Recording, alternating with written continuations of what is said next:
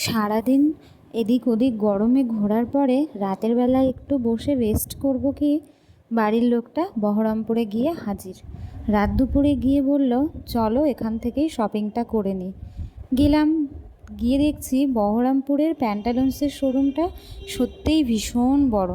আমাদের কৃষ্ণনগরের প্যান্টালুন্সের শোরুম এতটা বড় নয়। সারাদিন খাটাখাটনি করে ঘোরা রোদের গরমে, তারপরে আবার শপিং দিয়ে চলে গেছিলাম ডিনার করতে। তো ডিনারের জায়গাটা বেছে দিয়েছিল উবাই গোল্ডেন রিট্রিট, ফেমাস যে 5 স্টার 4 স্টার হোটেল বহরমপুরের, তারই পাশে অলিভ গ্রিন বলে এই রেস্টুরেন্টটিতে। ও বলল এখানকার খাবার খুবই ভালো, চলুন যাই। গিয়ে দেখলাম তখন তো অনেকটা রাতও হয়ে গেছিলো, ফাঁকা ফাঁকাই ছিল। অর্ডার করার 15-20 মিনিটের মধ্যেই চলে এসেছিলো।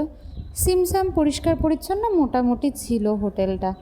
তো সেখানে বসে গল্পগুজব করতে করতেই খাবারগুলো চলে এসেছিলো। আর সারাদিন এতটা রোদে ঘুরেছি আমি, দেখো আমাকে, দেখো দেখেই বোঝা যাচ্ছে যে আমি কতটা টায়ার্ড।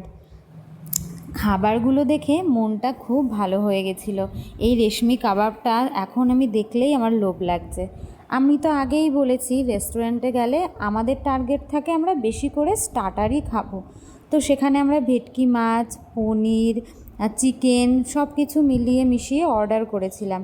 সত্যি সত্যি উবাইয়ের কথাটাই সত্যি, প্রতিটি খাবার ছিল খুবই ভালো। আজকে এটুকুই থাক, পরের ব্লগে আসছি অন্য জায়গার ঘোরা নিয়ে।